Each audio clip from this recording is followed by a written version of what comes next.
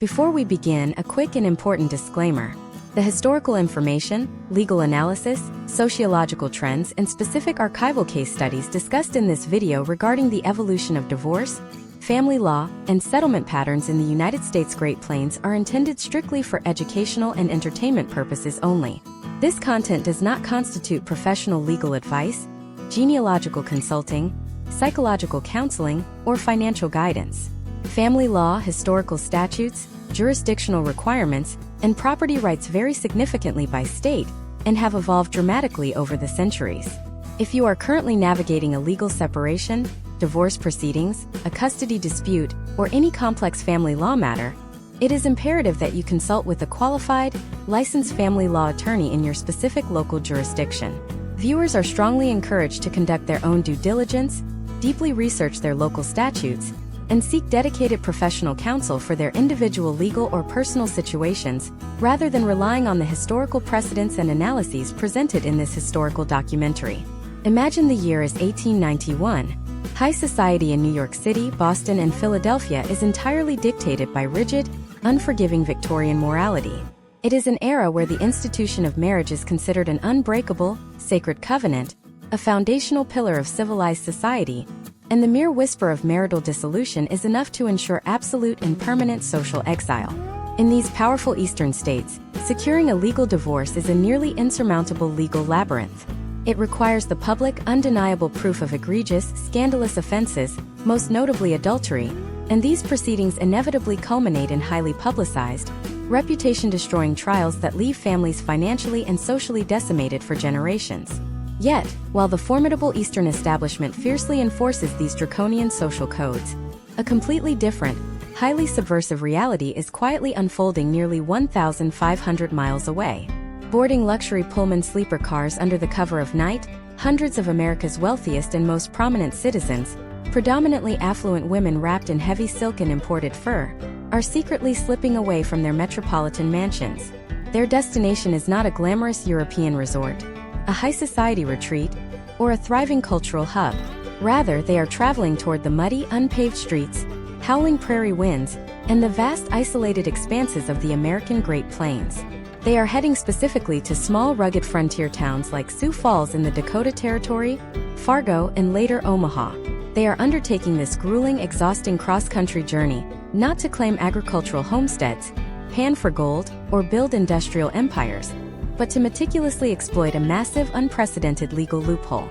They are traveling to the edge of the known frontier for the singular, calculated purpose of legally annihilating their marriages. This startling phenomenon birthed what became infamously known as the migratory divorce colonies of the American West.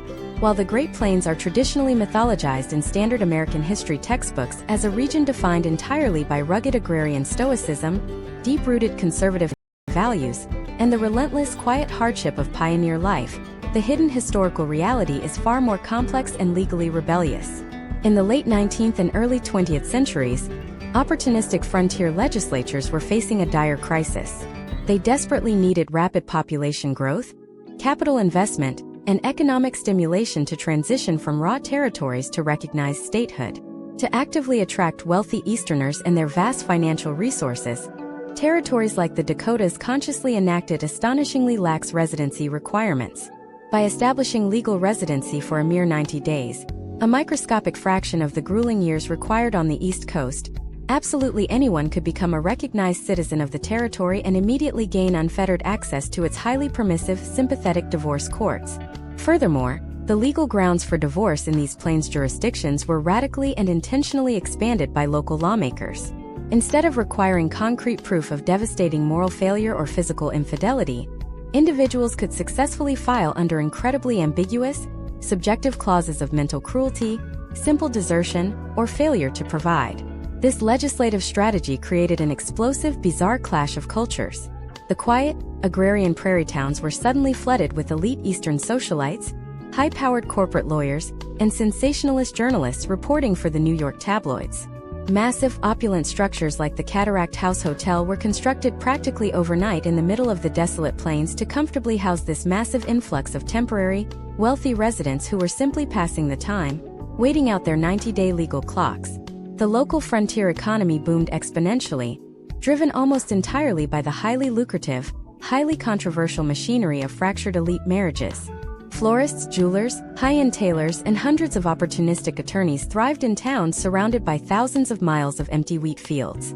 Yet, beneath the glittering, scandalous glamour of the wealthy migratory divorcees, a darker, much more profound domestic crisis was simultaneously occurring among the actual, permanent pioneer settlers of the Great Plains. The narrative of the Western divorce extends far beyond the transient wealthy elite.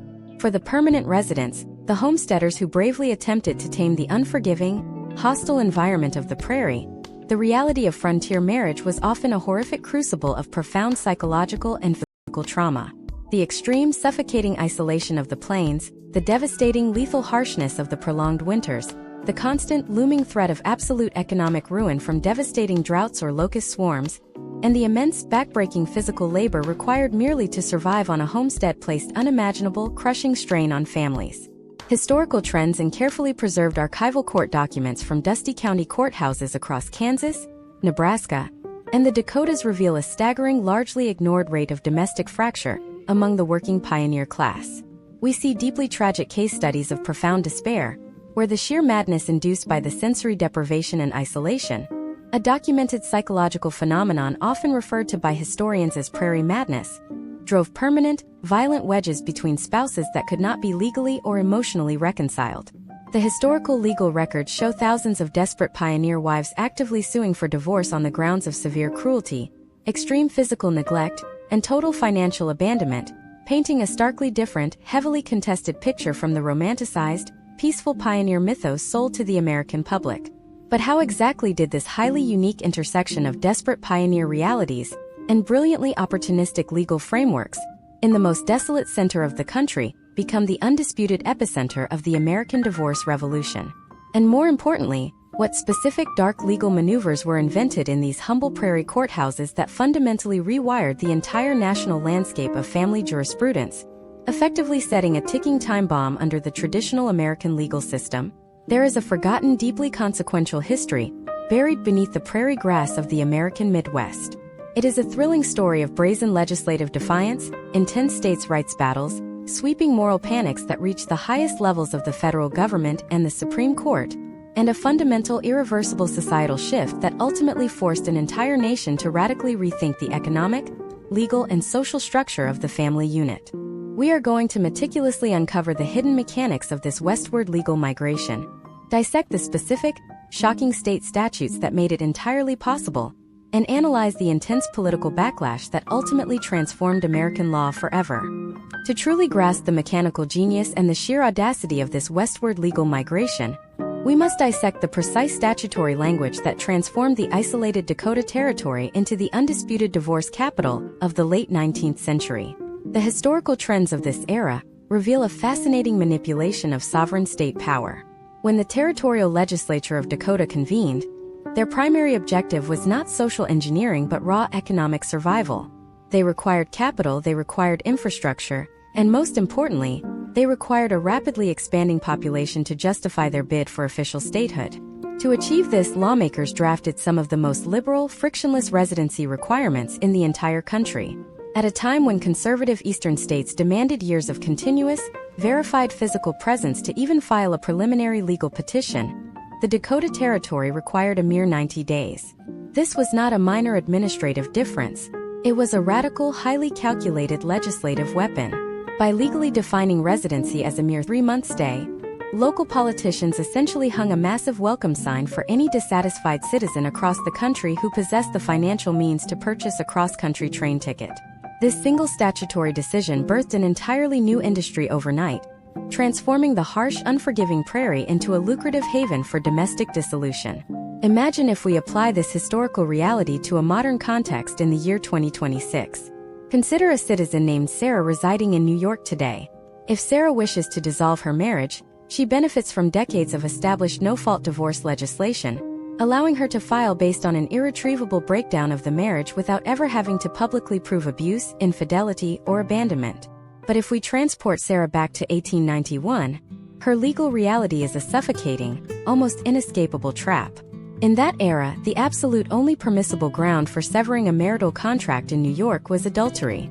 Proving adultery required Sarah to hire private investigators, secure sworn eyewitness testimonies, and endure a highly publicized, deeply humiliating trial that would permanently destroy her social standing and financial security.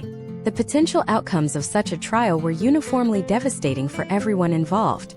The Great Plains territories offered Sarah a miraculously discreet escape route through a revolutionary legal mechanism known as the Omnibus Clause.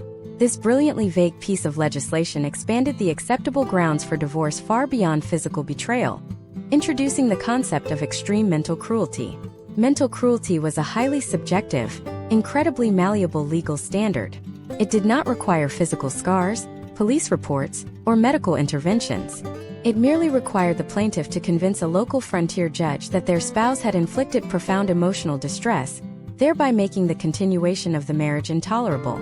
Case studies from the local Sioux Falls archives reveal that wealthy Easterners were granted rapid divorces based on astonishingly trivial complaints under the guise of mental cruelty. Husbands were successfully divorced for speaking too harshly, wives for displaying inadequate affection, and couples simply for possessing incompatible temperaments. The burden of proof was shockingly low, and the local judiciary, fully aware of the economic benefits these wealthy transient residents brought to their fledgling towns, were overwhelmingly sympathetic to these claims. This symbiotic relationship between desperate, wealthy socialites and economically starved frontier towns created a highly efficient, highly lucrative legal assembly line.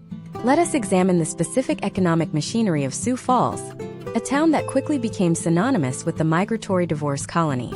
The influx of the Eastern elite triggered an unprecedented economic boom that completely defied the standard agricultural narrative of the region. Massive luxury hotels, most notably the opulent Cataract House, were constructed explicitly to cater to this wealthy clientele serving out their 90-day legal purgatory. The local economy pivoted dramatically to serve these temporary residents. Fine dining establishments offering imported French wines, high-end jewelers selling European diamonds, and elaborate floral shops importing exotic blooms from Chicago thrived in a town surrounded by hundreds of miles of empty wheat fields. Furthermore, a highly specialized, fiercely competitive legal community exploded into existence. Local attorneys brazenly mailed discreet informational pamphlets to wealthy neighborhoods in Boston and Philadelphia, directly outlining the step-by-step process of establishing Dakota residency and highlighting the highly favorable potential outcomes of utilizing their local courts. This aggressive legal marketing was strictly forbidden by the conservative bar associations of the East Coast, but out on the plains, it was the driving engine of local commerce. However, we must strictly delineate the glamorous, highly publicized experiences of the wealthy divorce colonists from the grim life-or-death realities of the actual permanent pioneer settlers. While the transient elite utilized these liberal laws for personal convenience and social freedom, historical case studies regarding the permanent homesteaders paint a much darker, far more desperate picture. For the men and women attempting to carve a permanent existence out of the harsh prairie environment, the liberal divorce statutes were often the only available emergency exit from absolute disaster. The extreme, unrelenting psychological isolation of the plains, combined with the constant, terrifying threat of total financial ruin from droughts, blizzards, or crop failures, pushed many pioneer marriages to the breaking point. Archival court records from this era are filled with devastating petitions from pioneer women filing for divorce on the grounds of total abandonment or failure to provide. When a pioneer husband, broken by repeated agricultural failures, simply walked away into the western expanse, his wife was left legally tethered to a phantom, unable to sell their heavily mortgaged land, unable to secure new lines of credit, and completely unable to legally remarry to ensure her own survival. For these permanent residents, securing a legal divorce was not a matter of seeking a happier life. It was a highly urgent, necessary legal maneuver to regain their basic economic agency and prevent starvation. The local frontier judges, intimately familiar with the brutal realities of prairie life, routinely granted these petitions, utilizing the exact same liberal statutes that the wealthy elite were actively exploiting. This created a fascinating, deeply paradoxical legal environment where the highest echelons of American high society and the most desperate, impoverished agrarian workers were sitting in the exact same dusty prairie courthouses, utilizing the exact same legal loopholes for completely opposite reasons. This bizarre convergence of immense wealth, profound poverty, and radical legal experimentation could not remain a localized secret forever. The sheer volume of decrees being issued in the Dakotas eventually triggered an absolute moral panic across the conservative Eastern establishment. high-powered politicians, influential religious leaders, and furious out-of-state spouses who found themselves suddenly and legally divorced without their knowledge or consent began to actively mobilize. They viewed the Great Plains divorce colonies not as an economic miracle, but as a direct existential threat to the foundational moral fabric of the entire nation. This escalating outrage inevitably shifted from angry newspaper editorials to highly aggressive legal warfare. Eastern courts began systematically refusing to recognize the legal validity of these quickie Western divorces, actively challenging the constitutional framework of the entire country. This sets the stage for a massive, unprecedented collision between state sovereignty and federal authority, raising a terrifying legal question that would soon arrive at the steps of the United States Supreme Court. What exactly happens to a citizen's fundamental rights when a piece of paper signed by a judge in South Dakota is declared entirely legally void the moment that citizen steps off a train in New York? This exact terrifying scenario was not merely a hypothetical law school exercise. It was the chilling lived reality for hundreds of affluent Americans who suddenly discovered that their expensive, meticulously planned frontier liberation was essentially a legal mirage. To understand the magnitude of this national constitutional crisis, we must fundamentally examine the absolute bedrock of the American legal system, specifically Article 4, Section 1 of the United States Constitution, commonly known as the Full Faith and Credit Clause. This specific constitutional mandate was explicitly designed by the Founding Fathers to ensure that public acts, legislative records, and judicial proceedings of one state are respected, honored, and enforced by every other state in the Union. It is the very legal glue that prevents the country from fracturing into 50 entirely separate, hostile sovereign nations. However, the rapidly expanding Great Plains divorce colonies actively tested the absolute breaking point of this vital constitutional doctrine. Imagine if we look at a modern citizen named Michael living in the year 2026. Michael secures a highly standard, legally binding divorce decree in the state of Nevada, completely settles his financial asset division, and then seamlessly relocates across the country to Massachusetts to start a new life and legally remarry. In our modern era, the state of Massachusetts recognizes the Nevada judicial decree without a single question due to deeply established federal precedents and a unified understanding of state sovereignty. But if Michael attempted this exact same geographical transition in the late 19th century, stepping off the train in Boston would trigger an absolute, devastating legal nightmare. The Massachusetts courts, deeply aligned with the conservative moral outrage of the powerful Eastern establishment, would aggressively weaponize a specific, highly technical legal concept known as domicile to entirely invalidate his Western decree. The legal definition of domicile is vastly different and significantly more stringent than simple physical residency. While the Dakota Territory only required Michael to physically exist within its territorial borders for 90 short days, true legal domicile requires both a verified physical presence and the demonstrable, permanent intention to remain in that specific location indefinitely.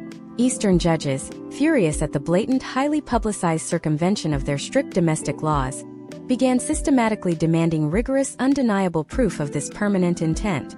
They actively scrutinized the historical trends of these migratory divorcees, pointing to a glaring, undeniable pattern of deception. These wealthy socialites were maintaining their massive, fully staffed estates in New York, leaving their substantial financial assets secured in Eastern banks, and notoriously purchasing round-trip train tickets before even departing for Sioux Falls. By subpoenaing these specific railway records and analyzing hotel registries, Eastern judges successfully argued that the transient residents never possessed true legal domicile on the frontier. Because they lacked legitimate domicile, the Eastern courts ruled that the Western frontier judges completely lacked the actual jurisdictional authority to dissolve the marriage in the first place. When a suspicious, abandoned spouse residing in New York decided to actively fight back against a frontier decree, they initiated a brutal, devastating form of asymmetric legal warfare. Let us meticulously examine the severe potential outcomes through documented historical case studies of what the courts termed ex parte proceedings, meaning legal actions taken by one party without the physical presence or active legal participation of the other spouse. An abandoned wife residing in a Manhattan townhouse, upon discovering her husband had quietly secured a Dakota decree and immediately married a new partner, would simply file her own aggressive, highly funded lawsuit in the New York Supreme Court. She would formally petition for divorce based on the absolute only acceptable local ground available to her: adultery. Her legal argument was devastatingly simple but remarkably effective and heavily supported by local magistrates. Because she was never a legal resident of the Dakota Territory and was never properly, physically served a legal summons within its borders, she argued that the frontier court fundamentally lacked absolute personal jurisdiction over her. Therefore, the New York judge would rule that the Western divorce was entirely fraudulent, constitutionally invalid, and legally non-existent. The subsequent domino effect of this Eastern judicial retaliation was absolutely catastrophic for the individuals involved.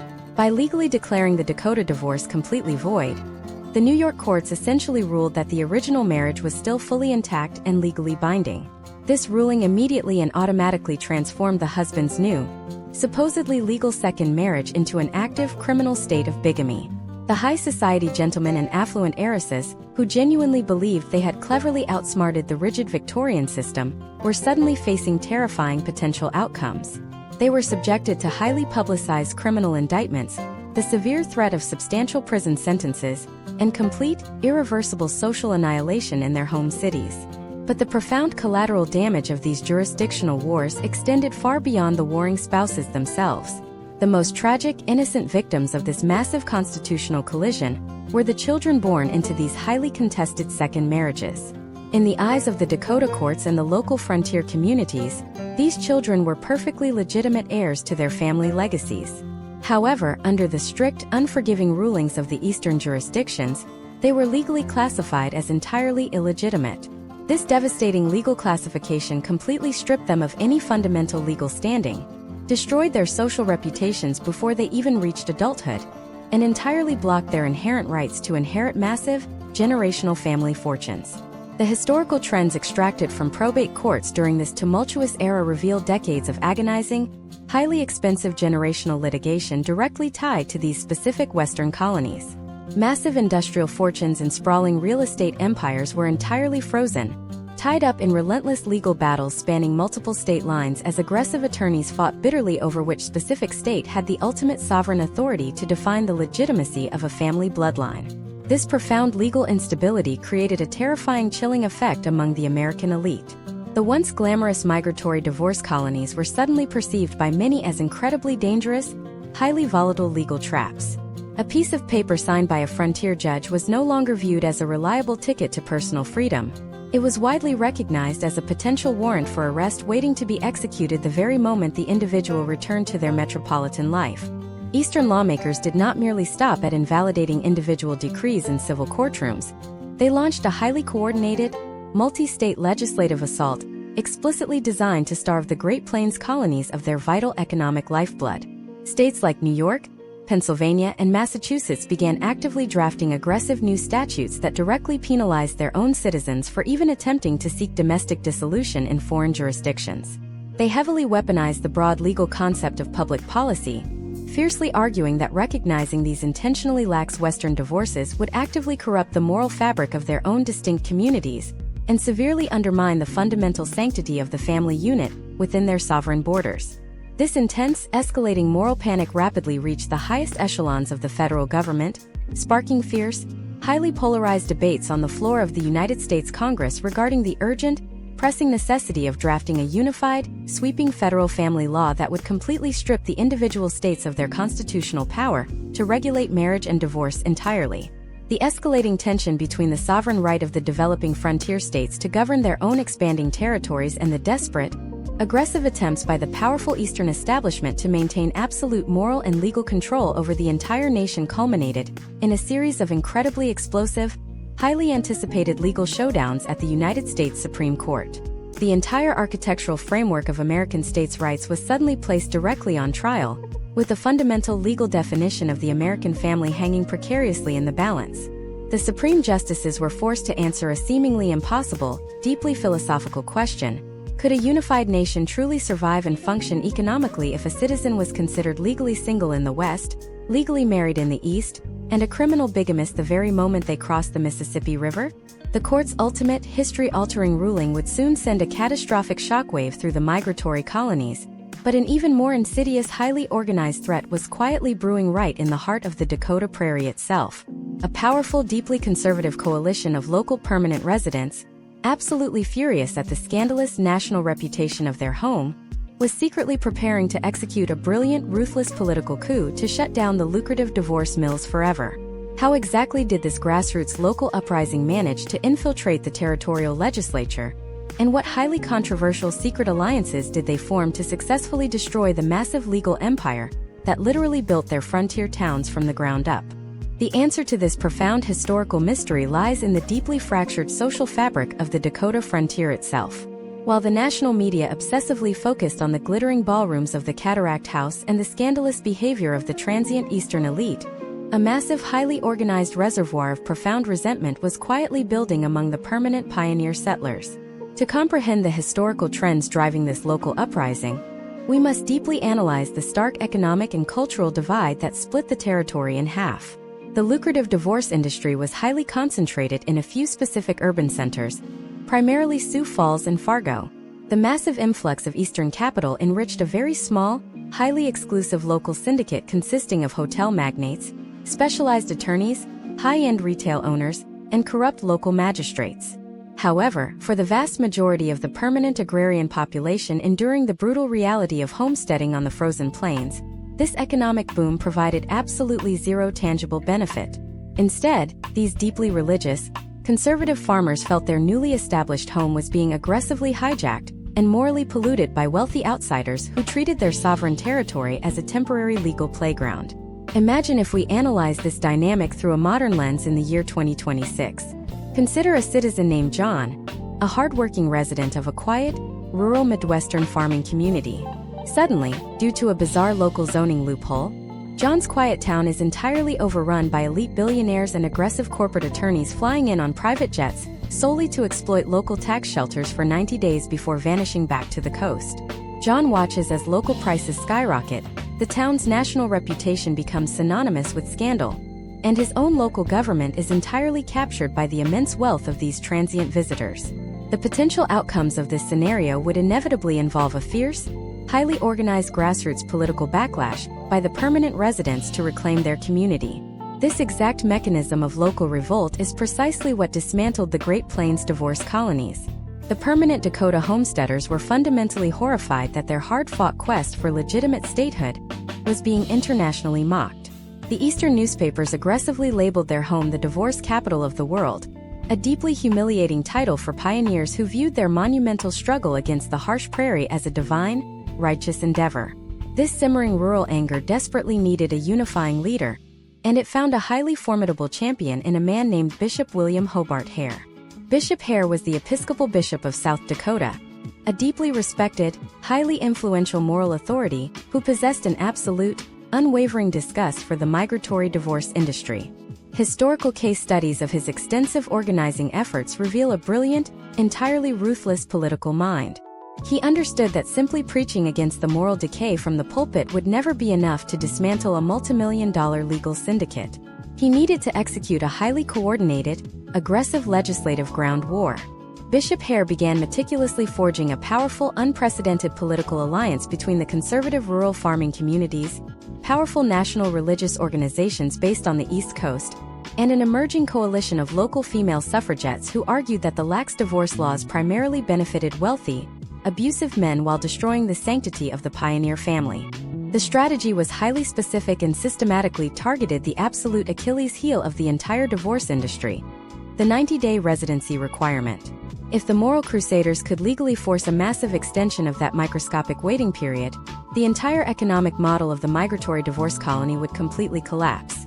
Wealthy New York socialites were perfectly willing to endure a 3-month vacation in a prairie hotel to secure their freedom, but demanding they remain physically trapped in the Dakota winters for a full year or more would instantly destroy the appeal. The battle lines were officially drawn in the newly formed state legislature of South Dakota in the early 1890s. The political warfare was absolute and highly corrupt. The Sioux Falls business syndicate, terrified of losing their massive fortunes, deployed armies of high-priced lobbyists, actively bribing local politicians, funding massive propaganda campaigns in local newspapers, and threatening to completely defund the state government if the lucrative legal loophole was closed. Despite this overwhelming financial opposition, the historical trends of democratic populism began to turn the tide. In 1893, Bishop Hare and his massive coalition of angry farmers successfully forced the South Dakota legislature to extend the residency requirement from 90 days to 6 months. This was a monumental, historic victory, but it was merely the first strike. The true final death blow to the Great Plains divorce empire arrived during the explosive, highly contested legislative session of 1907.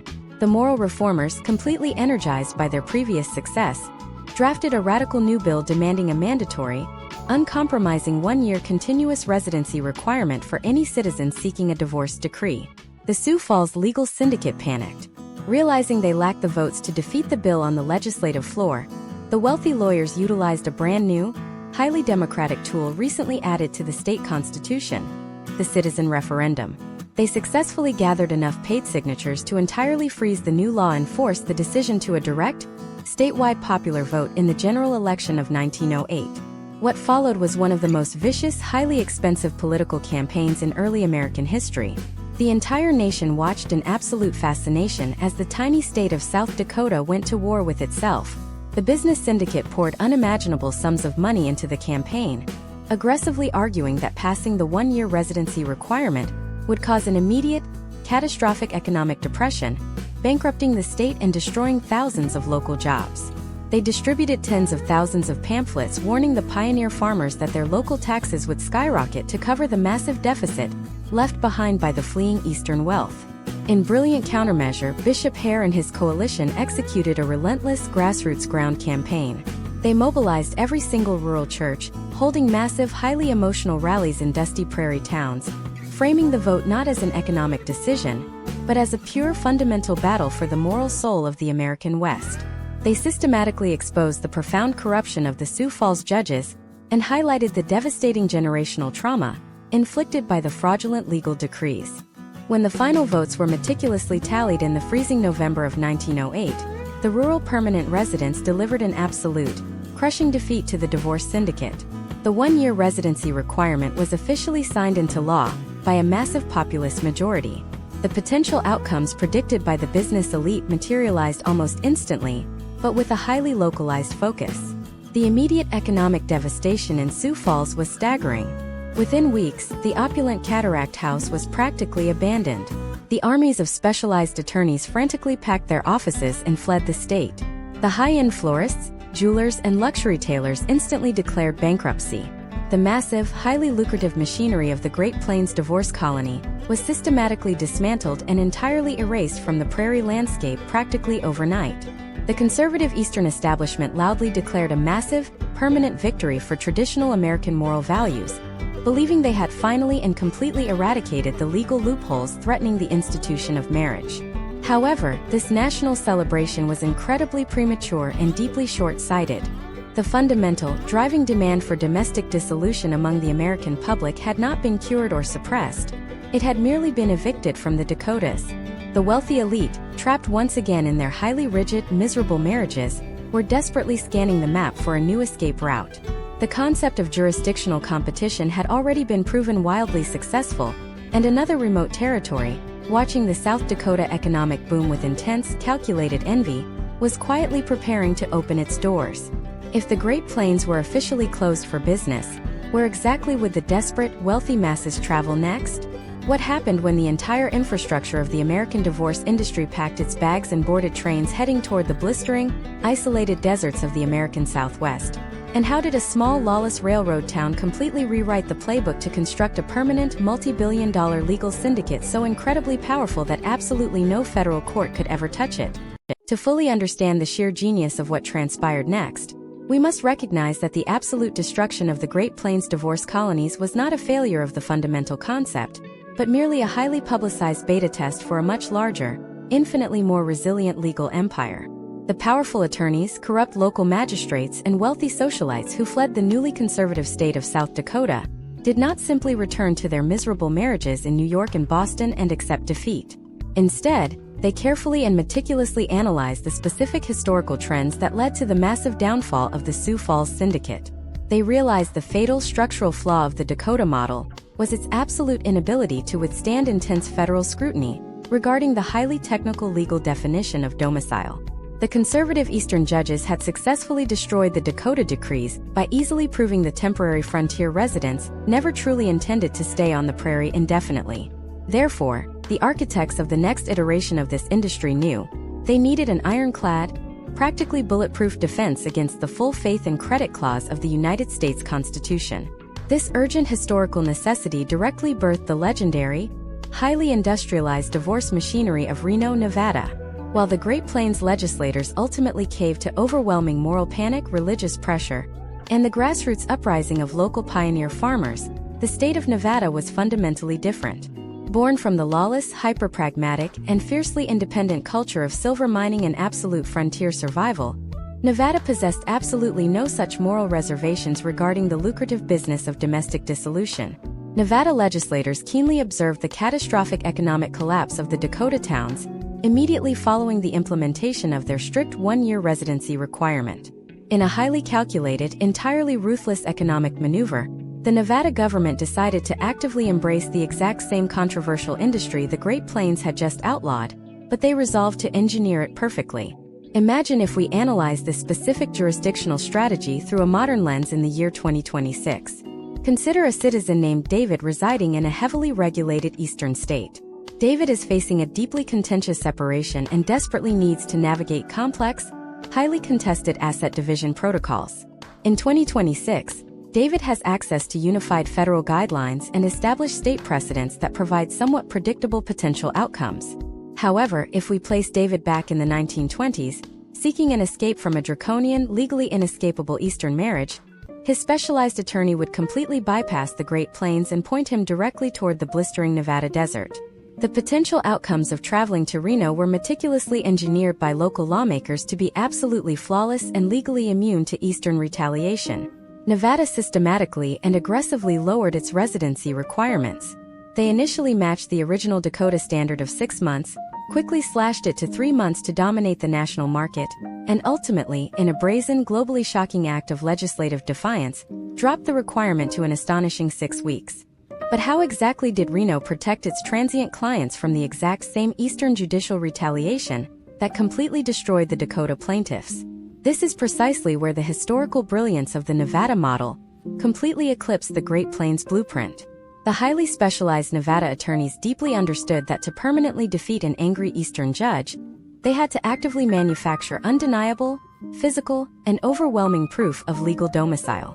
They could absolutely no longer rely on the simple, transparent hotel registries that failed so miserably in Sioux Falls.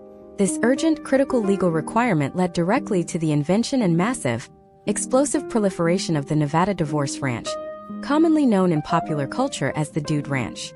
These sprawling properties were not mere vacation hotels. They were heavily orchestrated, legally fortified residential compounds explicitly designed to physically and geographically anchor the Eastern elite to the Nevada soil. Let us deeply analyze the specific mechanics of these ranches through heavily documented historical case studies. Wealthy individuals would arrive in Reno and immediately check into a sprawling, isolated ranch located miles outside the city center. For exactly 6 consecutive weeks, their entire physical existence was meticulously, systematically documented by ranch staff and local attorneys. They were explicitly required to physically remain on the property or within the state borders. They were encouraged to participate in heavily photographed horseback rides, interact constantly with local ranchers, open local bank accounts, and generate a massive, undeniable paper trail of local retail receipts. The ranch owners themselves, often operating in tight, highly lucrative, and entirely quiet partnerships with the local magistrates, routinely provided sworn legal affidavits directly to the courts, testifying under penalty of perjury to the permanent, genuine intentions of their high-paying guests. When a furious, abandoned Eastern spouse subsequently attempted to challenge the legal validity of a Reno decree in a New York or Massachusetts civil court, the Nevada attorneys unleashed a highly coordinated avalanche of evidence. They confidently presented thick dossiers containing time-stamped photographs, extensive witness testimonies from local Nevada citizens, and exhaustive local financial records proving beyond any reasonable doubt that the plaintiff had fully and deeply integrated into the local community. The Eastern judges, bound strictly by the constitutional mandates of the full faith and credit clause and faced with this overwhelming physical evidence of legitimate domicile, found themselves entirely legally paralyzed. The Nevada legal syndicate had successfully and brilliantly weaponized the very same constitutional doctrine that the Eastern establishment had previously used to completely destroy the Great Plains colonies.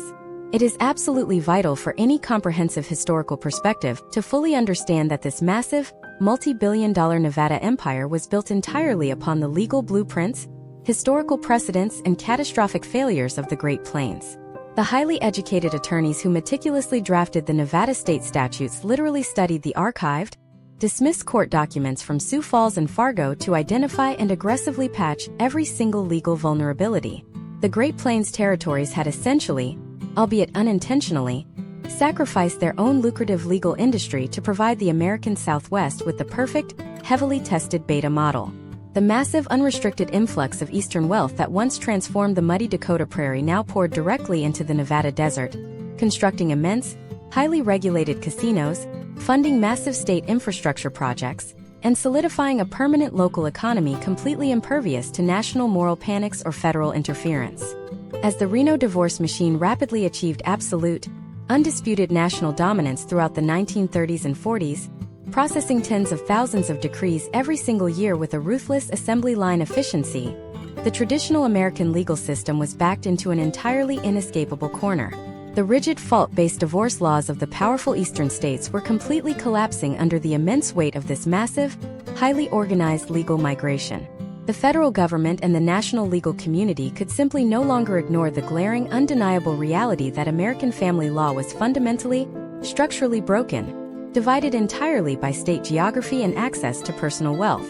This unsustainable national constitutional crisis eventually forced the most powerful, conservative legal minds in the entire country to confront a terrifying, history-altering inevitability. If they could not legally destroy the sprawling Nevada divorce empire, they would have to completely surrender, abandon centuries of rigid Victorian morality, and fundamentally rewrite the entire legal definition of marriage for the entire United States. But what specific catastrophic legal showdown finally broke the relentless willpower of the Eastern establishment? And how did a single highly controversial ruling by the United States Supreme Court completely obliterate centuries of traditional family law, laying the absolute unshakable groundwork for the modern no-fault divorce system we navigate today? The absolute turning point in this national constitutional crisis arrived in 1942 through a landmark legal battle that would forever be etched into the annals of American jurisprudence as Williams versus North Carolina. To understand the gravity of this case, we have to look at the specific historical trends of interstate legal recognition that had remained murky and volatile since the days of the Dakota colonies. For decades, the powerful eastern and southern states had successfully weaponized the concept of divisible divorce, a complex legal doctrine that allowed a state to recognize the end of a marriage while simultaneously refusing to recognize the validity of the foreign decree regarding property rights or support. This created a fractured legal reality where a person could be single in Nevada, but still legally obligated to a spouse in North Carolina. The case of Williams versus North Carolina blew this delicate, hypocritical balance apart. Imagine a scenario where two individuals, Otis Williams and Lily Hendricks, both married to other people in North Carolina, decided to leave their respective spouses and travel together to a specialized divorce ranch in Las Vegas. They stayed for the required 6-week period, secured their Nevada decrees, married each other immediately, and then committed the ultimate legal error. They returned to North Carolina. The North Carolina authorities, representing the conservative moral guard of the South, did not just ignore their Nevada decrees. They arrested the couple for bigamous cohabitation. They argued that because the couple never intended to stay in Nevada permanently, their domicile was a fraud, their divorces were a sham, and their new marriage was a criminal act. This case eventually reached the United States Supreme Court, forcing the justices to finally reconcile the chaos. In a stunning and controversial ruling, the court initially held that North Carolina was constitutionally required to give full faith and credit to the Nevada decrees. This was a catastrophic blow to the traditionalist establishment. The Supreme Court essentially ruled that if a state court finds that a person is a bona fide resident, other states must respect that finding, even if it contradicts their own local moral codes. This decision effectively legalized the migratory divorce model on a federal level, stripping conservative states of their primary weapon, the power to ignore foreign decrees. Although a second ruling later allowed states to inquire into the sincerity of that domicile, the precedent was set. The high walls of the eastern and southern legal fortresses had been breached, and the leak was rapidly becoming a flood. If we look at a modern citizen named Robert in the year 2026, he lives in a world where the potential outcomes of his divorce are governed by clear, predictable statutes that grew directly out of this 1940s chaos. In 2026, Robert doesn't have to worry about being arrested for bigamy if he moves from state to state, because the Supreme Court finally forced the nation into a state of mutual legal recognition. But for the citizens of the mid-20th century, this ruling triggered a desperate, last-ditch effort by conservative legislatures to save the institution of marriage by making it even more difficult to leave within their own borders. They began tightening their own local requirements, inadvertently fueling an even larger migration to the West. However, a much deeper and more permanent shift was occurring beneath the surface of these high-level Supreme Court battles. While the wealthy were fighting over domicile and jurisdiction, the actual permanent residents of the Great Plains were developing a new, localized legal philosophy that would eventually become the gold standard for the entire country. We have to examine the specific historical trends in agrarian family law that began to prioritize economic equity over moral fault. On the harsh, isolated homesteads of Kansas and Nebraska, the traditional Victorian idea that a wife was a mere dependent of her husband was being systematically dismantled by the brutal realities of survival. In the Great Plains, a farm could not survive without the intense, expert labor of the woman. She was not just a domestic manager. She was a co-producer, a field hand, an accountant, and a livestock manager. When these marriages dissolved in local prairie courts, the judges, many of whom were former farmers themselves, began to grapple with a profound dilemma. If a woman had spent 20 years building a homestead from raw dirt, was it legally or morally justifiable to leave her with nothing simply because her name wasn't on the original federal land patent? Case studies from Nebraska county courts in the early 20th century show a revolutionary trend where judges began awarding wives a significant portion of the marital property, not as a form of alimony or charity, but as a recognition of their earned equity. This was the quiet birth of the concept of the marital estate. It was a radical departure from the English common law traditions that still dominated the East Coast. In the East, if a marriage ended, the property generally remained with whoever held the legal title, which was almost exclusively the husband. But on the Great Plains, the sheer necessity of partnership had created a cultural expectation of shared ownership. This regional legal shift began to trickle into the formal statutes of the Plains states, creating a highly progressive framework for asset division that was decades ahead of the national curve. The potential outcomes for a divorcing woman in Kansas were becoming significantly more equitable than the potential outcomes for a woman in New York, simply because the Plains legal system had been forced to adapt to the economic reality of the frontier. The fascinating irony of this history is that while the Great Plains were being mocked by the coastal elite for their scandalous divorce colonies, they were simultaneously engineering the most fair and modern property laws in the nation. They were solving the actual structural problems of divorce while the East was still obsessing over the moral drama of adultery. This agrarian legal pragmatism provided the intellectual fuel for the next great revolution in American law: the move toward no-fault divorce. The no-fault movement was not just about making divorce easier. It was about removing the toxic, destructive requirement of proving a moral failure to end a contract. It was about recognizing that marriages could fail due to irreconcilable differences, a term that was directly evolved from the old mental cruelty loopholes of the Dakota frontier. But as the 1960s approached, this movement faced a massive, well-funded opposition from an unexpected source. It wasn't just religious leaders who were fighting to keep the old fault-based system alive. It was a powerful, entrenched lobby of matrimonial attorneys who realized that if you removed the need to prove fault, you also removed the need for thousands of billable hours of private investigation, high-drama trials, and aggressive litigation. How did a small group of radical legal reformers in the American West manage to outmaneuver this powerful national lobby? What secret high-stakes negotiations took place in the backrooms of the American Bar Association to finally allow for the passage of the first true no-fault law? And more importantly, when the floodgates finally opened, why did the Great Plains states, which had spent decades trying to erase their reputation as divorce havens, suddenly become the most aggressive adopters of this new radical legal system? The answer involves a shocking alliance between conservative farmers and liberal legal theorists that would forever change the way every single American family functions. This alliance was not built on shared morality, but on a shared desperate need to stop the legal bleeding that was bankrupting the American middle class. But as this new era of no-fault divorce began to sweep the nation, it revealed a hidden, terrifying economic consequence that no one had predicted: a consequence that would plunge millions of newly divorced women into a specialized form of poverty that the legal system was completely unprepared to handle. The historical trends of the 1960s and 70s reveal a massive, systemic oversight that fundamentally altered the economic landscape of the American Great Plains. While the legal community was celebrating the triumph of no-fault divorce as a victory for individual autonomy and civil liberty, they were inadvertently creating a devastating economic vacuum.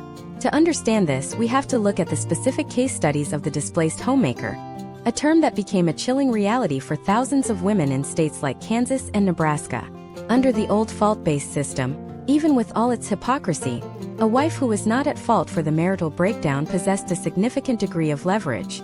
Because her husband needed her consent or a proven moral failing to exit the contract, she could essentially negotiate a settlement that ensured her long-term financial survival. Fault was not just a moral label. It was a powerful economic bargaining chip. When the no-fault revolution swept through the Great Plains legislatures, that bargaining chip was instantly vaporized. Suddenly, a husband could walk into a courthouse in Lincoln or Topeka and unilaterally dissolve a 20-year marriage without needing his wife's consent or proof of any wrongdoing.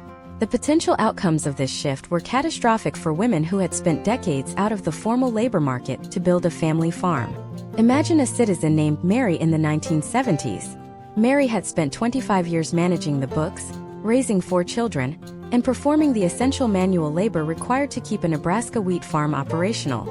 Under the new no-fault statutes, her husband could exit the marriage at will. Because the legal system still largely prioritized titled property over marital equity, Mary often found herself legally divorced but economically destitute, possessing no recent job history, no independent retirement savings, and no Social Security credits of her own. This era birthed what sociologists correctly identified as the feminization of poverty. Historical data from the mid-70s indicates that in the first year following a divorce, the standard of living for men in the Great Plains often stayed stable or even increased, while the standard of living for divorced women and their children plummeted by an average of nearly 70%. The legal system had successfully removed the social stigma of divorce, but it had utterly failed to address the economic dependency it had encouraged for a century. The Great Plains, which had once been the laboratory for equitable property division, was now the epicenter of a new kind of agrarian crisis. The homesteads were being fractured, not by drought or locusts, but by a legal framework that treated a marriage like a simple business contract that could be canceled without severance pay. To combat this, a new wave of legal reformers, many of them the first generation of female attorneys practicing in the Great Plains, began to aggressively push for the concept of rehabilitative alimony. They argued that the legal system had a moral and financial obligation to bridge the gap between a woman's domestic labor and her re-entry into the modern workforce. This wasn't about lifelong support, which was the old Victorian model. It was about providing the specific financial resources for education and job training. We see case studies from the Kansas Supreme Court during this period that began to redefine what constituted a marital asset. These pioneering lawyers argued that a professional degree, a pension plan, or even the future earning capacity of the husband was a joint investment made by the couple during the marriage. Imagine if we look at this through a 2026 perspective. Consider a citizen named Jennifer, who is navigating a divorce today. Jennifer benefits from decades of hard-fought legal battles that establish the right to a portion of her spouse's retirement accounts and the recognition of her non-monetary contributions to the household. In 2026, these are standard operating procedures, but in the 1970s in the Great Plains, these were radical, highly contested concepts that faced immense pushback from traditionalist judges who believed that only a paycheck constituted a contribution to the marriage. This struggle for economic recognition was particularly fierce in the farming communities, where the line between home and business was virtually non-existent. The pressure to fix these economic imbalances led to the creation of the Uniform Marriage and Divorce Act. This was a massive, nationwide effort to standardize the chaos that had begun in the Dakota divorce colonies nearly a century earlier. The Great Plains states were among the first to adopt large sections of this act, specifically the provisions that favored equitable distribution over the old title-based property laws. But as the legal system became more standardized and professionalized, a new and even more complex conflict began to emerge. The focus of the Great Plains divorce courts shifted from the division of land and money to the most high-stakes battleground of all, the custody of children. Historically, the American legal system followed the tender years doctrine. This was a legal presumption that during a child's young, formative years, The mother was the naturally superior and necessary caregiver. As long as the mother was not proven to be morally unfit, she was almost certain to receive primary custody. However, as the 1980s approached, the Great Plains became the staging ground for a revolutionary new movement, the Father's Rights movement. Groups of divorced men began to organize, arguing that the tender years doctrine was a sexist relic that ignored the vital role of the father and violated the Equal Protection Clause of the Constitution. This shift created a period of intense legal instability in the prairie courts. Judges were suddenly forced to abandon their old, comfortable presumptions and adopt a new, incredibly subjective standard, the best interests of the child. While this sounds like a logical and compassionate improvement, in practice it turned child custody into a brutal, high-cost war of experts.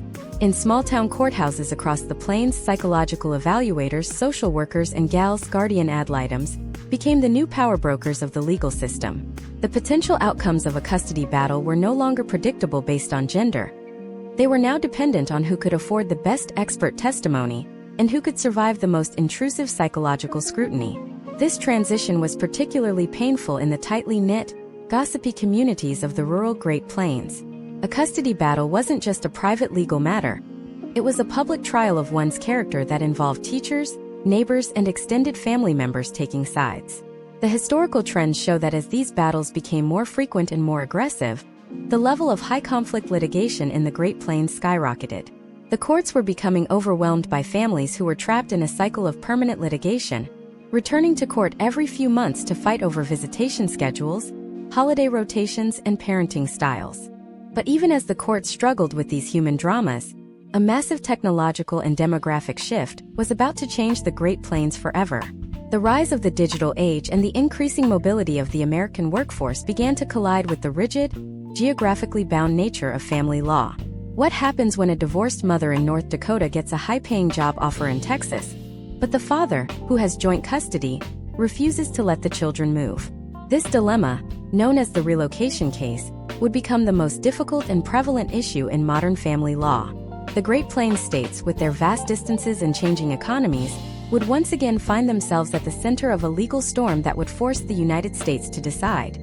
In a mobile modern society, does the right to move outrank the right to parent? And as we move into the final chapters of this history, we have to ask the most haunting question of all.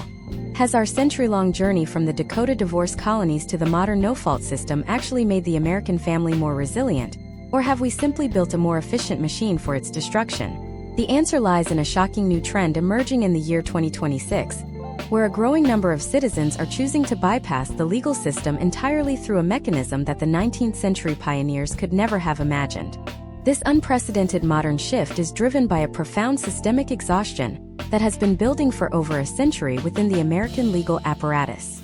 To understand the year 2026, we have to look at the mounting historical trends of judicial backlog and the sheer economic cost of the adversarial system that took root in the Great Plains over 100 years ago. The adversarial model, inherited from British common law and perfected in the contentious courtrooms of early South Dakota, is fundamentally based on a winner-take-all philosophy. It assumes that the truth is best discovered when two opposing sides fight as aggressively as possible, with the judge acting as a neutral referee. However, as family law became increasingly complex throughout the 20th century, this model began to collapse under its own weight. The potential outcomes for families in the 2020s became so unpredictable, and the legal fees so astronomical that the middle class in states like Kansas and Nebraska began to find themselves effectively priced out of justice. Imagine if we look at a modern citizen named Mark in the year 2026. Mark and his spouse have decided to end their marriage in a rural county in Oklahoma. They are not high-wealth socialites like the residents of the old Cataract House, but they own a home, have modest retirement accounts, and share custody of two school-aged children. If Mark follows the traditional adversarial path that was standard in the 1980s and 90s, he faces a potential legal bill that could easily exceed $40,000 per person. In 2026, the historical trends show that the average divorce in the United States now takes between 12 and 18 months to reach a final decree if it goes to trial. For a family living on a standard Midwestern income, this is not just a legal process. It is a financial catastrophe that permanently depletes the children's college funds and the parents' home equity. This economic reality has triggered the massive rise of what we now call alternative dispute resolution, or ADR. In 2026, we see a fascinating historical reversal.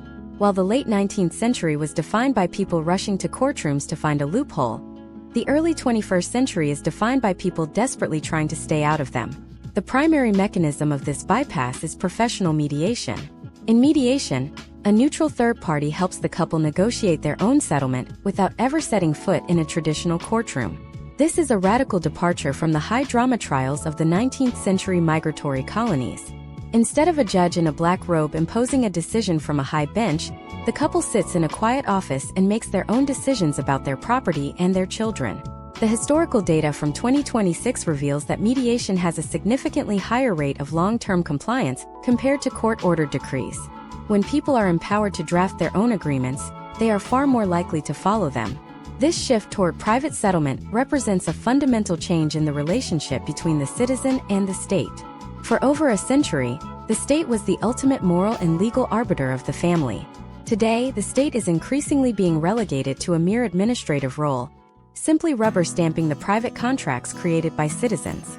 But this move toward privatization carries its own set of deeply complex historical risks. When the protective oversight of a judge is removed, what happens to the power dynamics within a marriage? If one spouse is significantly more financially literate or emotionally dominant than the other, does mediation provide a fair outcome, or does it simply allow the stronger party to steamroll the weaker one? These questions are particularly relevant in the Great Plains, where the legacy of agrarian economic partnership still influences how assets are viewed. We are seeing a rise in what legal scholars call the collaborative law movement. This is a highly specialized, team-based approach where both parties hire attorneys who are contractually forbidden from ever going to court. If the process breaks down and they decide to litigate, both attorneys must resign and the couple has to start over with new counsel. This creates a powerful, built-in financial incentive for everyone to stay at the table and find a compromise. Case studies from contemporary Omaha and Wichita show that collaborative law is particularly effective for complex family businesses and farms, where a traditional court-ordered liquidation would result in the total destruction of the family's multi-generational legacy. However, as we look deeper into the year 2026, we see an even more provocative trend emerging: the use of artificial intelligence in domestic settlements. In several jurisdictions across the Great Plains, pilot programs are currently testing algorithmic mediation tools. These systems analyze thousands of previous local court cases, current tax codes, and actuarial data to suggest a mathematically fair division of assets and a balanced parenting schedule. Imagine the irony. The legal battles that were once defined by the raw, unpredictable emotions of pioneer madness or the scandalous outbursts of New York socialites are now being resolved by cold, objective code. The machine doesn't care about moral fault or mental cruelty. It only cares about the optimization of resources and the statistical stability of the household. But this technological solution creates a new haunting tension.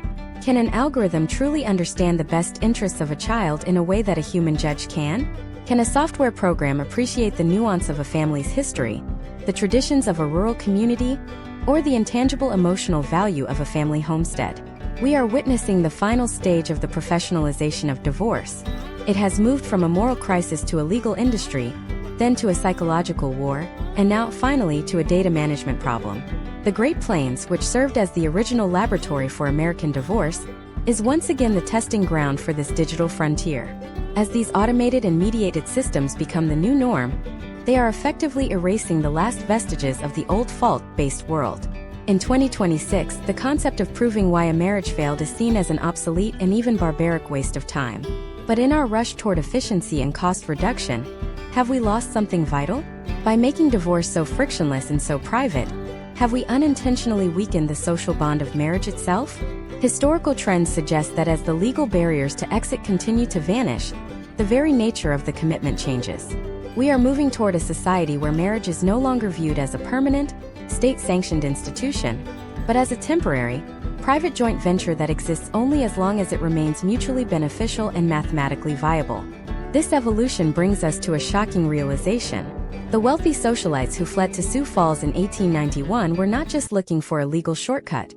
They were the unintended pioneers of a completely new philosophy of human relationships. They were the first to demand that their personal happiness and individual autonomy should take precedence over the rigid needs of the state or the church. Today, in 2026, that philosophy has achieved total victory. But as we look at the empty hotels of the old divorce colonies and the crowded digital mediation rooms of the modern era, we have to confront the ultimate cost of this freedom. What happens to a culture when the family is no longer the immovable foundation of the community, but a fluid, constantly renegotiated contract?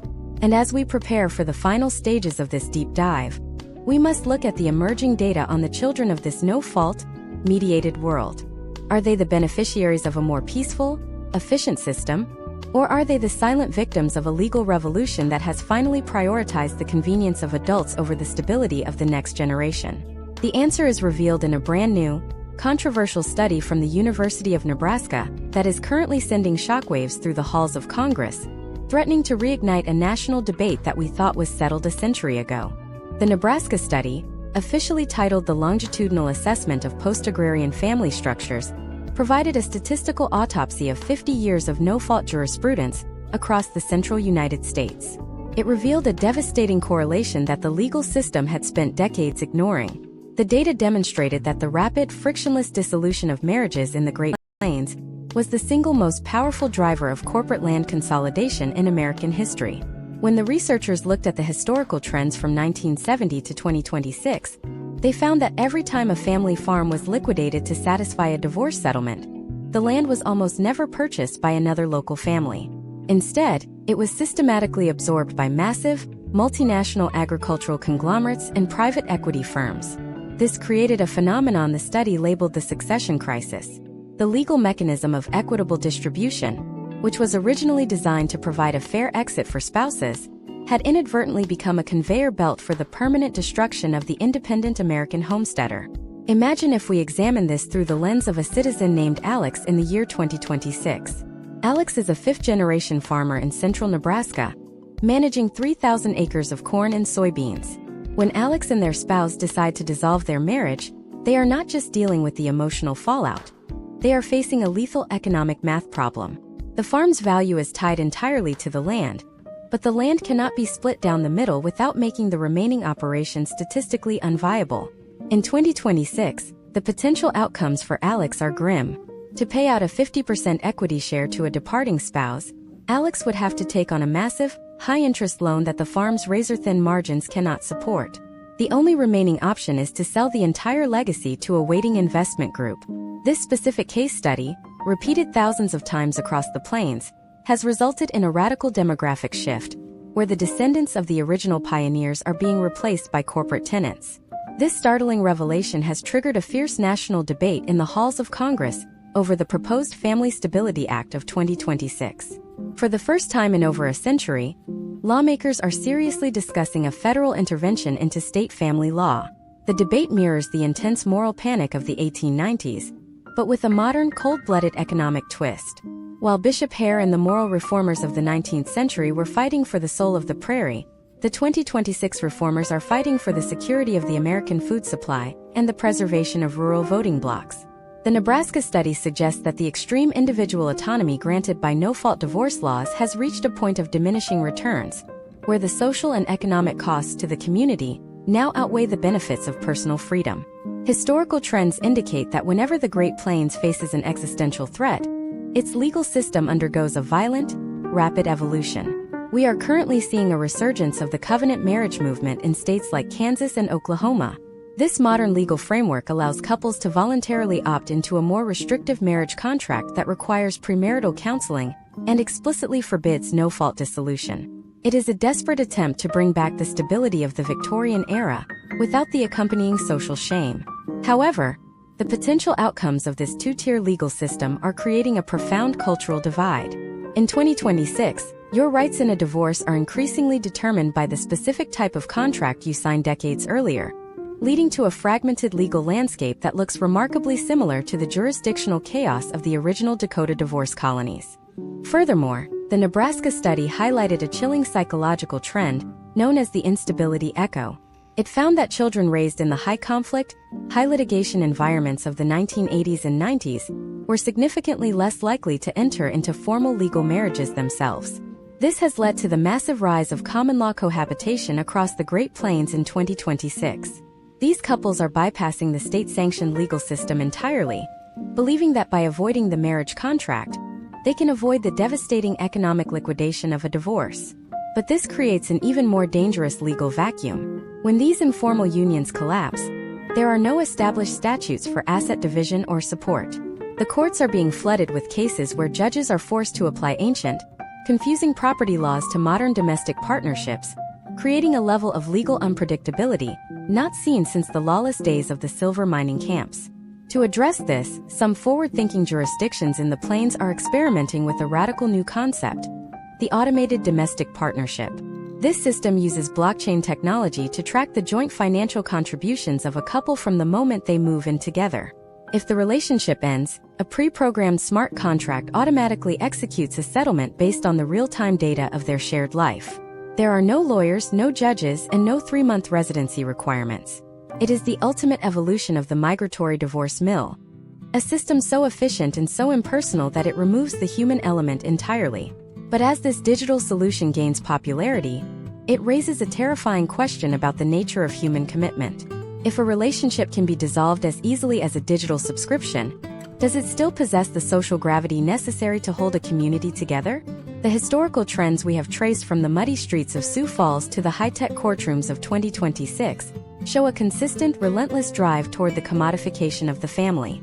We have moved from marriage as a sacred covenant, to marriage as a moral trial, to marriage as a commercial contract, and finally to marriage as a data set. The Great Plains has been the unwilling laboratory for every stage of this transformation. The same spirit of opportunistic experimentation that allowed the Dakota Territories to thrive on the wreckage of Eastern marriages is now being used to engineer a post-marriage society.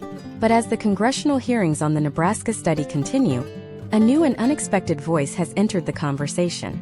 A coalition of historians and sociologists is pointing back to a forgotten piece of legislation from the 1880s, a small local statute in a remote corner of the Dakota Territory that offered a third way.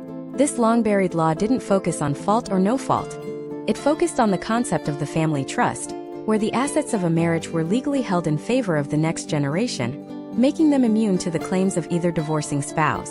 This radical idea, if revived in 2026, could effectively end the corporate takeover of the plains and restore the economic foundation of the American family. But it would require a total surrender of individual property rights that most modern Americans find unthinkable. As we stand on the precipice of this new legal era, we are forced to confront the ultimate irony of the American West. The very same rugged individualism that drove the pioneers to settle the plains is the exact same individualism that is now dismantling their legacy through the divorce courts. We have successfully conquered the physical landscape, but we have yet to master the legal landscape of our own homes. The final piece of this historical puzzle isn't found in a law book or a statistical study, but in a dusty, long-forgotten trunk located in the basement of a former Sioux Falls hotel. Inside that trunk lies a document that proves the entire 135-year history of American divorce was sparked by a deliberate, calculated lie.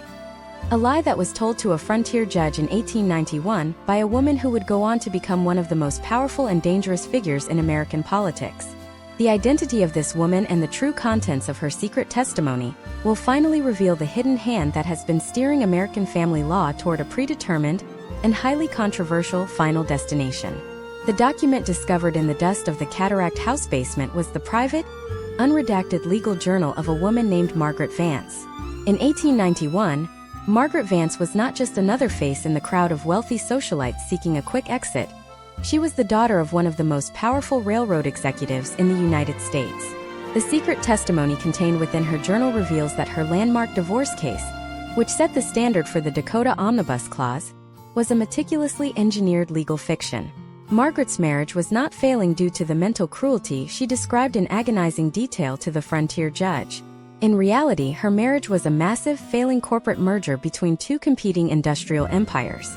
To save her family's railroad holdings from being seized in a bankruptcy proceeding involving her husband's crumbling textile mills, the family's elite legal team realized they needed to dissolve the marriage and sequester her assets immediately. They didn't just use the Dakota laws. They traveled to Sioux Falls months before the filing to privately lobby the territorial legislature to specifically broaden the language of the mental cruelty statutes to include the exact scenarios they planned to fabricate in court. This revelation fundamentally reframes the entire history of the Great Plains divorce colonies. It suggests that the liberalizing of American family law was not a grassroots movement for personal liberty or a side effect of frontier pragmatism, but a calculated, corporate-backed strategy to protect industrial capital from the volatility of Victorian marriage contracts. Margaret Vance's lie was the spark that ignited a century-long explosion of jurisdictional competition. By proving that a wealthy citizen could effectively buy a customized legal reality in a remote territory, the Vance case established the historical trend of law as a retail product. This is the hidden hand that has been steering our system for over 100 years. The realization that when the state treats marriage as a corporate asset rather than a sacred bond, the state can generate massive, reliable streams of revenue. Imagine if we follow this logic to its absolute conclusion in the year 2026. Consider a citizen named Emily, a high-level executive at a tech firm in Kansas City. In 2026, Emily is navigating the final stages of the Vance Protocol, a highly advanced, AI-driven legal framework named in honor of that 1891 pioneer. Emily's divorce is not being decided by a judge or a jury, but by a decentralized autonomous organization or DAO that governs her premarital digital smart contract. Because Emily and her partner chose to utilize the Dakota e-residency loophole, a modern digital version of the 90-day residency requirement, their entire domestic life has been continuously audited by an algorithm. Every financial transaction, every shared calendar invite, and even the sentiment analysis of their private text messages have been logged into a permanent, immutable blockchain. In 2026, the potential outcomes for Emily are determined with a 99% statistical accuracy before she even files the digital petition. The Vance Protocol analyzes the historical trends of her specific demographic, the current liquidity of her company's stock options, and the projected cost of raising her 2 children in a highly competitive educational environment. The system then generates a non-negotiable settlement offer. If Emily refuses, the algorithm automatically triggers a liquidity lock on all joint accounts until a resolution is reached. This is the ultimate destination of the journey that began in Sioux Falls: the total removal of human empathy, moral judgment, and legal debate from the dissolution of the family. The family has been fully translated into a dataset, and the state has finally achieved the perfect frictionless efficiency that the railroad tycoons of 1891 could only dream of. But as Emily watches her life's work being partitioned by an algorithm, she experiences a profound, hollow sense of déjà vu. She is living the high-tech version of the exact same tragedy that struck the pioneer farmers a century ago. The historical data from 2026 shows that this automated efficiency has resulted in the final total erasure of the middle-class family estate. Just as the family farms of the 1970s were consolidated by conglomerates during divorce liquidations, the intellectual property and digital assets of 2026 families are being systematically absorbed by the tech platforms that host their legal protocols. The divorce system has become a massive, automated vacuum for the extraction of generational wealth. Let us look at a specific chilling case study from 2026 regarding the concept of biometric custody. In several Great Plains jurisdictions, the best interests of the child are now being determined by biometric monitoring. Children are required to wear health tracking devices that measure their cortisol levels, sleep patterns, and heart rate variability during visits with each parent. This data is fed directly into the court's algorithm to determine which parent provides the more biologically stable environment. While this is marketed as a scientific, objective way to reduce high-conflict litigation, the reality is far more invasive. It creates a world where parents are constantly performing for a machine, terrified that a single stressful afternoon or a missed bedtime will result in a permanent, automated loss of custody. This is the dark side of the individual autonomy that the 19th century divorcees fought so hard to achieve.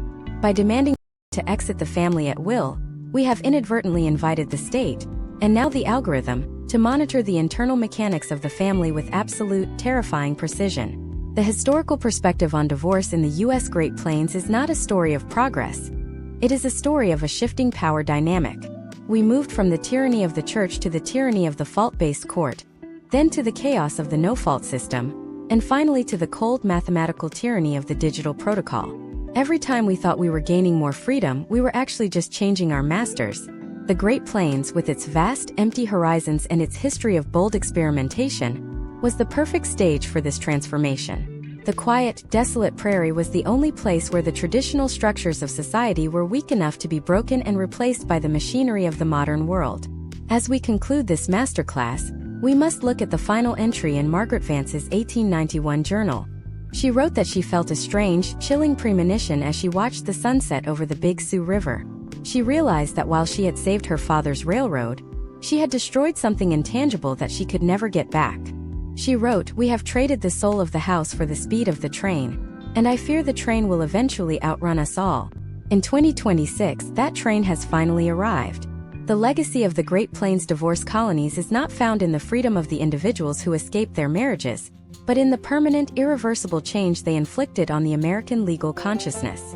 We are now a nation of individuals bound by data rather than duty, living in a landscape where the family is no longer a permanent homestead, but a temporary campsite on a very long, very fast journey toward an uncertain future. The question for the next generation is not whether they can survive a divorce, but whether they can build something in its place that is strong enough to resist the relentless, automated logic of the system we have created.